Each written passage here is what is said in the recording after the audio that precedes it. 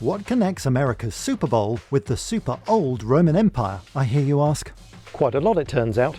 Harpastum, or the game with the small ball, was an ancient sport that bears more than one similarity to American football.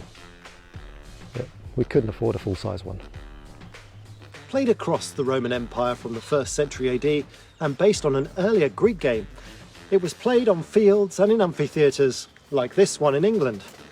It was a team game of speed, agility, physical exertion, and just a smattering of violence. So far, so vague, and written evidence is limited.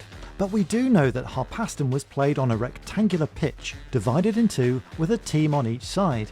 It seems the object of the game was to keep the ball in your half of the pitch, without allowing the opposition to steal it.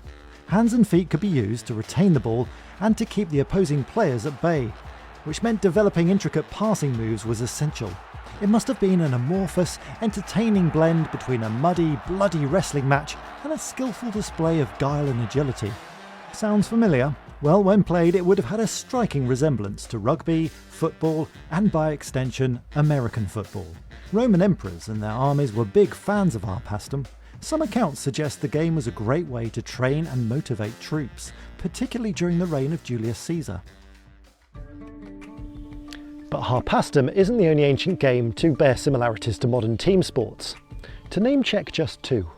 Pock-a-tock, the ancient Maya game from Mesoamerica, was played on a field divided between two teams and involved hitting a latex ball through the opposition's hoop or ring using only the knees, hips or elbows. Ouch!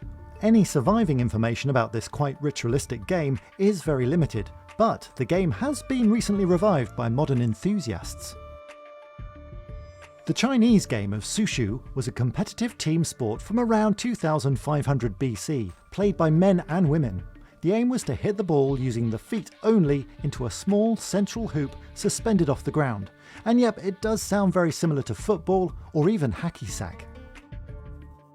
And while it's easy to see events like the Super Bowl with its vast commercialisation, halftime show and prized athletes as something very modern, remember that, in essence, you're watching the legacy of ancient games gone by being played in front of your very eyes.